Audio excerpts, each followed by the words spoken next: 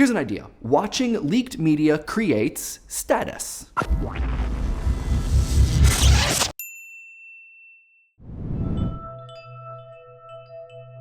The recent rash of trailer and album leaks has reminded me of this time a couple months ago that I was sitting around with some friends having just watched the first episode of the newest season of Game of Thrones. And someone, of course, made the suggestion that we watch another, because if you remember, 4 episodes had leaked at the start of the season, and when the question was posed, the room went quiet. Maybe it was a sign that we're all adults. No, one is enough. I have to go home and balance my checkbook. Probably not. If I can presume to know the minds of others, I would guess that for a split second we all went to this mental zone to run a simulation. What happens if we don't watch a leaked episode? What happens if we do? We're all Game of Thrones fans, or maybe we're more so at the start of the season than at the end, but that's besides the point. But what are the consequences of watching a leaked episode? It's a kind of fan's dilemma. I doubt anyone was worried about getting picked up by the feds. Rather, I think we, or at least I, started thinking about the watching of leaks as it relates to the experiences of other people and the inevitability of having to interact with them. If we don't watch the leaked episodes ahead of time, we'll be in sync with most of the viewing public.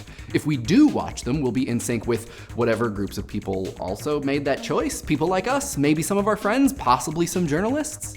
On top of that, we'd potentially be asserting status or become walking spoiler threats for friends who don't know or care to work a torrent client or would just rather stay on the show's intended release track. Against all my better judgment, watching leaks in my brain is still a little bit like smoking cigarettes in the wooded pathway behind the high school. Like, you know it's wrong and you know why, but both of those things seem in a practical sense like inventions. That there could be some actual repercussion is hard to fathom, except I guess lung cancer in the case of cigarettes. Leaks are probably in and of themselves not bad for your health. But you know what I mean, the low-level excitement of doing something that you know you're not supposed to, and the boost in status you feel by doing it, or potential lack of status if you don't. And here we'll pause for a quick aside to talk about the difference between leaks of TV shows and leaks of, say, intimate photos of famous people.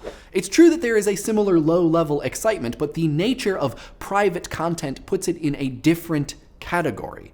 Leaked TV is still TV. It is still in some way intended for an eventual public audience, ideally a big one. That's the point of popular entertainment.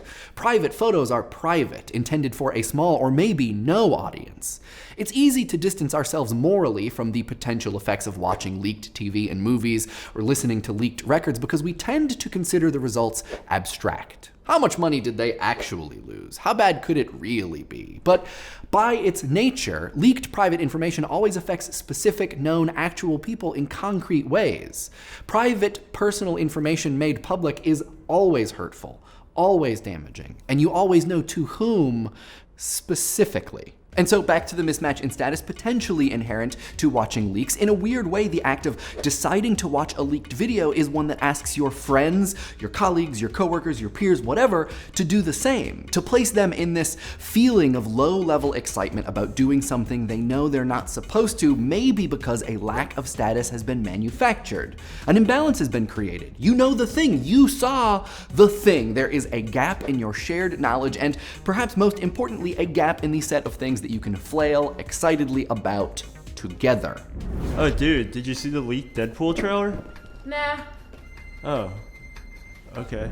Or even more complicated, when that conversation goes like this. Oh dude, did you see the leaked Deadpool trailer? No, I don't watch leaks. Okay. And now you are in this position of being like, oh, was that a bad thing for me to do? Not that your friends are judging you, but that, as Innuendo Studios pointed out in his Why Are You So Angry series, which is great, highly recommended, when someone abstains where you partake, it's easy to feel like they're asserting status, like they're judging you, which means we now have a game of competing statuses. One side has seen more, the other side stands on something resembling moral high ground, which maybe they deserve, if not for economic reasons, then maybe for aesthetic ones. The nature of the leak is that it removes media media from its intended context. This is a little more complicated for records, assuming that the quality of the leak is good, but arguably very true for movies, TV, trailers, and possibly even books. Communal experiences programmed for a specific time and place and set within larger blocks of programming or intended for unique singular locations and releases, sometimes related to specific physical objects. Is there some ethic in respecting the desires of the creator, even if that creator is some abstract, faceless entity like, say, Fox? Maybe. Though, if we take it too seriously, that might mean we're not postmodernizing hard enough. But especially regarding stuff like the trailer leaks, which happened at SDCC last month, there's often this feeling of inevitability. Things get leaked now. That's just what happens, especially if you're showing those things to a large group of very excited fans who have their phones on them. Being a true fan means knowing about the things you love, and sometimes methods of knowing work counter to the intentions or desires of the people creating the stuff you're a fan of. That's a tense relationship, isn't it? You want to like and celebrate and support their thing, but you maybe also feel a pressure to consume it, even and maybe especially when you're not supposed to. You could argue creators and publishers and studios do it to themselves, not releasing things widely or simultaneously, and so of course it's gonna get nicked and scattered. But now we're wading into fan entitlement territory, which is its own whole other thing. What do creators owe you? Arguably nothing. Arguably everything. The social dimension of leaks, at least, is that they create an imbalance between fans which is remedied only by partaking in said leak. Or that healer of all wounds, that balancer of all imbalances, time. This was the thing being considered that night, watching Game of Thrones. Where is the potential imbalance, and with whom might we have it?